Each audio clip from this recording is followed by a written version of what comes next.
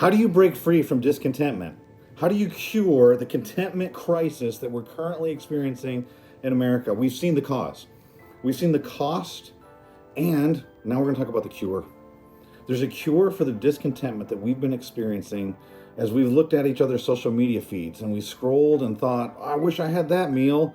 How come I can't be at that? How do they get to always go on vacation?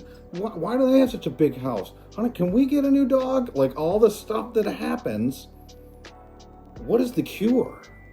Well, we've been looking at the life of Miriam and Aaron and Moses in Numbers chapter 12. We've been talking about how in America, on the World Happiness Report, we've dropped all the way to 24th. But worse, those that are under 30 to 62nd in the world, the young people in our country, 30 and under, are some of the least happy people in the world. And there's a discontentment crisis taking place in their hearts. And we're talking about the cure. In Numbers chapter 12, in the same passage where we see this cause, in the same passage where we see the cost for Miriam and Aaron, if we read past it, but we also see the cure. In Numbers chapter 12 and verse 6, it says this, "Listen to my words," that's the Lord speaking. "When there is a prophet among you, I, the Lord, reveal myself to them in visions. I speak to them in dreams. But," contrast, things are changing, it's turning here. "This is not true with my servant Moses." Oh, so you don't speak to him in visions and dreams, but you do speak to him, right? Yep. "He is faithful in all my house." Underline that, that's key. Making an observation. "With him I speak face to face, clearly and not in riddles." I speak different to Moses than to any other prophets and anybody else that's leading. We've got a unique relationship. We speak like friends, like an intimacy is what's being talked about there. But why is it? And here's the cure to discontentment.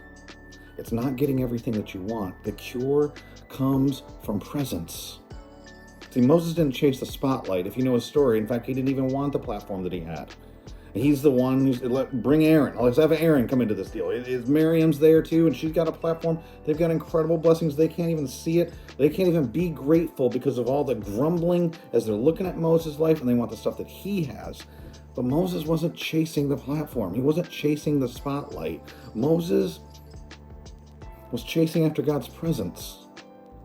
In fact, what you end up seeing in his life, if you follow progressively through it, from the burning bush moment and crossing the Red Sea and then leading these people that are constantly grumbling, if anything, he was greedy for God's glory. You see, Moses, when everybody else is looking sideways, he's looking up. He's looking to the Lord. And that leads you to a place where you choose gratitude over comparison. See, comparison says stuff like, why can they have that and I don't? How come I don't have this? But gratitude says, thank you, God, for what you have given me.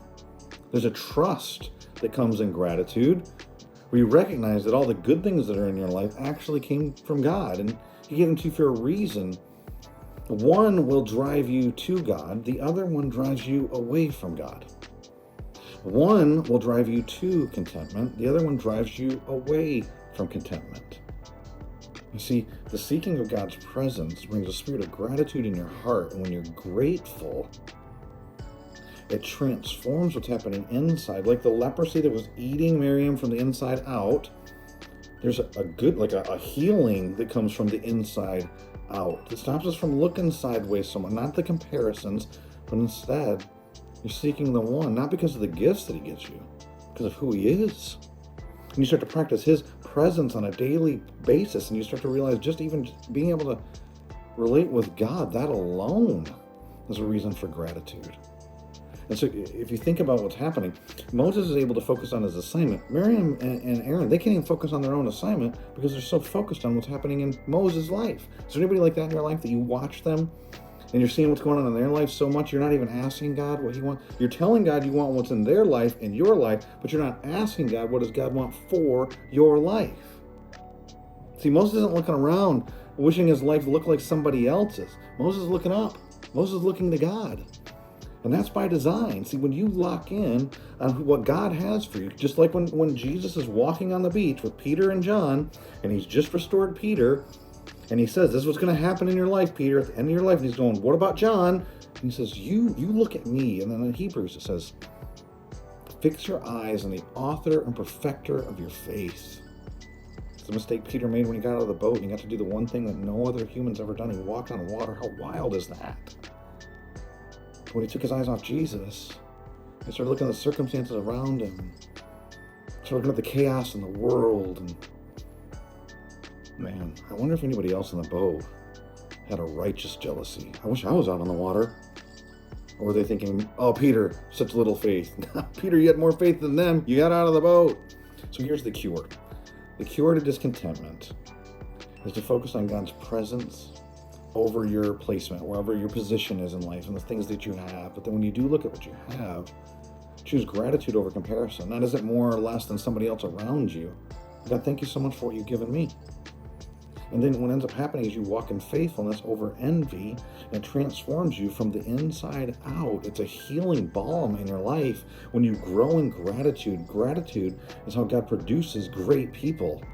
People like Moses who were humble. See, that's how you find joy. That's how you live free from the discontentment in this world. That is the cure to the discontentment crisis that we currently have.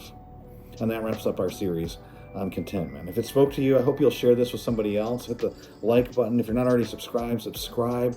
If you know somebody that's struggling with comparison, or maybe you just want to be accountable and transparent with somebody else, just say, hey, this meant something to me. Let me know what you think of it. And remember, I want you to live unleashed and on mission for God. So you've got to keep your eyes on Him.